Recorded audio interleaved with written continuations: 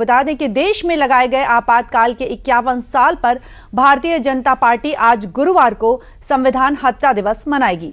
BJP इस अवसर पर बिहार, हरियाणा समेत देश के कई राज्यों में विशेष कार्यक्रम आयोजित करेगी। बीजेपी राष्ट्रीय अध्यक्ष नितिन नबीन आज रोहतक में मुख्य कार्यक्रम में शामिल होंगे और साथ ही आपातकाल के जो काले अध्याय हैं उस पर चर्चा भी करेंगे। भाजपा का कहना है कि 25 जून 1975 को तत्कालीन प्रधानमंत्री इंदिरा गांधी द्वारा लगाए गए आपातकाल ने लोकतांत्रिक जो संस्थाएं थीं और नागरिक स्वतंत्रताओं को गंभीर नुकसान पहुंचाया था।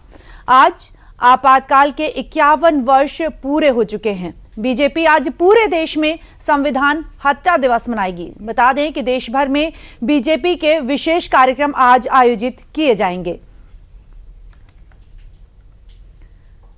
आज संविधान हत्या दिवस मनाएगी भाजपा और इसके बारे में आपको बता दें कि आज आपातकाल को 51 वर्ष पूरे हो चुके हैं। बीजेपी पूरे देश में आपातकाल के विरुद्ध विशेष कार्यक्रम भी आयोजित करेगी। साथ ही कार्यक्रमों का जो उद्देश्य है वो आपातकाल के दौरान हुई घटनाओं और उसके प्रभावों को लोगों तक पहुंचाना।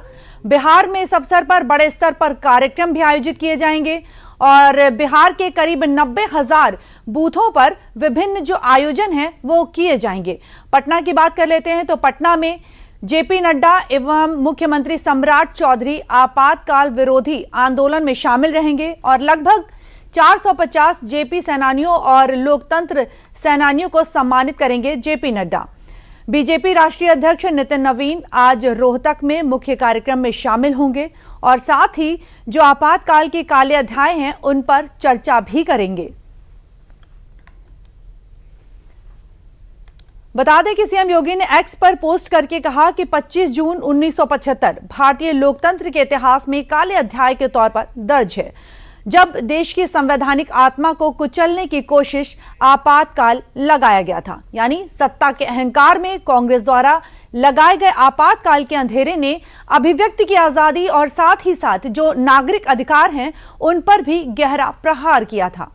यहां पर आपको ये बता दें कि 25 जून भारतीय लोकतंत्र के काले अध्याय के तौर पर दर्ज किया गया है।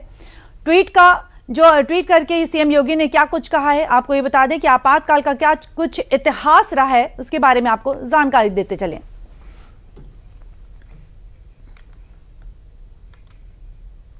और अधिक जानकारी ले लेते हैं। हमारे साथ जुड़े हैं मधुरेश।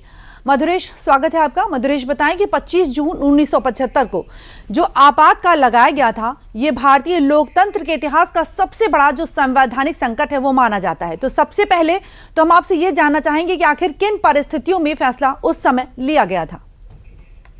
देखिए, सबसे बड़ी बात यह है कि 1975 में भले ही आपातकाल लगाया गया हो, लेकिन इसकी शुरुआत जो कहेंगे या बीच का जो अंकुरन है वो 1970 के आसपास शुरू हो गया था, जब जो प्रशासन है, जो सत्ता में बैठे लोग थे, उनके खिलाफ जो एजिटेशन है वो आम जनता में बढ़ गया था। इसका कारण महंगाई थी, इसका कारण बेरोजगारी थी और इसका कारण कुप्रशासन भी था। और उस वक्त की तत्कालीन जो प्रधानमंत्री थी इंदिरा गांधी, उनके खिलाफ जो मास प्रोटेस्ट था वो शुरू हो गया था। कहीं पहले शुरुआती दौर में अगर 71 तक की बात करें, 71-72 तक की बात करें, तो ये जो प्रोटेस्ट होते थे ये काफी छोटे होते थे, गली मोहल्ले के स्तर पर होते थे, तो बहुत बड़ा कोई रिकॉग्नाइजेशन मिल नहीं पाता था। लेकिन उसके बाद तत्कालीन कई तरह की जो राजनीतिक परिस्थितियां हैं वो बनती गई और उसके बाद अल्टीमेटली 1975 में इंदिरा गांधी ने आपातकाल लगा दिया। और ये जो वक्त था इसको भारतीय संविधान पर सीधा सीधा हमला माना जाता है, इसको सीधा सीधा भारतीय लोकतंत्र के खिलाफ माना जाता है। और यही कारण है कि बीजेपी आज पूरे देश में संविधान हत्या दिवस मना रही है। अगर बात करें बिहार की, बिहार की तो डॉक्टर श्यामा प्रसाद मुखर्जी के बलिदान दिवस से लेकर के जो उनकी जन्म तिथि है 6 जुलाई है, ये पूरे इस कालखंड में बीजेपी एक तरह का जन जागरण चला रही है। पूरे बिहार में प्रखंड स्तर से लेकर के जो बूथ स्तर है उस तक पर जन जागरण चलाया जा रहा है। भारतीय जनता पार्टी युवा मोर्चा के द्वारा अलग अलग कार्यक्रम किए जा रहे हैं। इसके अलावा महिला मोर्चा भी अपने स्तर पर कार्यक्रम करेगी और जितने बड़े नेता हैं जो कि नेशनल लीडर हो या फिर स्टेट लेवल के जो लीडर हैं वो लगातार पूरे राज्य में भ्रमण करेंगे और इस दौरान वो जो आपातकाल की विभीषिका है जो उस वक्त के कालखंड में आम जनता ने, आम लोगों ने जो भुगता है उसको लोगों तक पहुंचाएंगे। इसके अलावा मैं आपको एक चीज और बताना चाहूंगा कि सरकार ने बड़ा फैसला किया है। सरकार ने यह फैसला लिया है कि अब एनसीईआरटी के बुक्स में आपातकाल को पढ़ाया जाएगा, एज ए चैप्टर आपातकाल ऐड किया गया है। इसके साथ ही उस चैप्टर में जेपी यानी जयप्रकाश नारायण, जिनके मूवमेंट के कारण ये आपातकाल जो है वो खत्म हुआ, जयप्रकाश नारायण के बारे में भी पढ़ाया जाएगा। जयप्रकाश नारायण बिहार के ही रहने वाले जी, जैसा मधुरेश आपने कहा कि एनसीईआरटी के बुक में आपातकाल का एक चैप्टर होगा, तो उस चैप्टर से अगर हम जोड़ते हैं उस आपातकाल के पीरियड को, तो क्या कुछ देश को सबक मिला है उस दौरान और आज के समय को? हाँ, निश्चित रूप से देखिए, देश ने एक बहुत बड़ा सबक 1975 में सीख लिया था, जो कि एक लेगेसी के फॉर्म में आगे कैरी ऑन होता चला आ रहा है। और वर्तमान जो परिवेश है उसमें कहीं ना कहीं हम देखते हैं कि जब भी हम आपातकाल को याद करते हैं तो हमें दो तीन चीजें समझ में आती हैं। एक तो सत्ता में बैठा व्यक्ति कैसा नहीं होना चाहिए, ये पता चलता है। दूसरी बात ये कि एक बात कंफर्म है कि अगर जनता चाहे, लोकतंत्र है, तो जनता चाहे तो सत्ता में बैठा व्यक्ति चाहे कितना भी तानाशाह हो, उसे उतार करके नीचे जमीन पे, फर्श पे बिठाया जा सकता है। दूसरी सबक ये है। और तीसरा जो सबसे बड़ा सबक है वो ये है कि भारत में लोकतंत्र है, संविधान सबसे ऊपर है, और चाहे कोई आम व्यक्ति हो, चाहे इस देश का सर्वोच्च पद पर बैठा हुआ व्यक्ति हो, वो संविधान से बड़ा कतई और नहीं हो किसी सकता। स्थिति में नहीं हो सकता। जी, अगर हम आपातकाल की स्थिति की बात करें तो उस जब आपातकाल लगता है तो उस दौरान जो नागरिक होते हैं उनके मौलिक अधिकार की बात करें या अभिव्यक्ति की स्वतंत्रता की बात करें, तो उस पर किस तरह का जो प्रभाव वो देखने को मिलता है?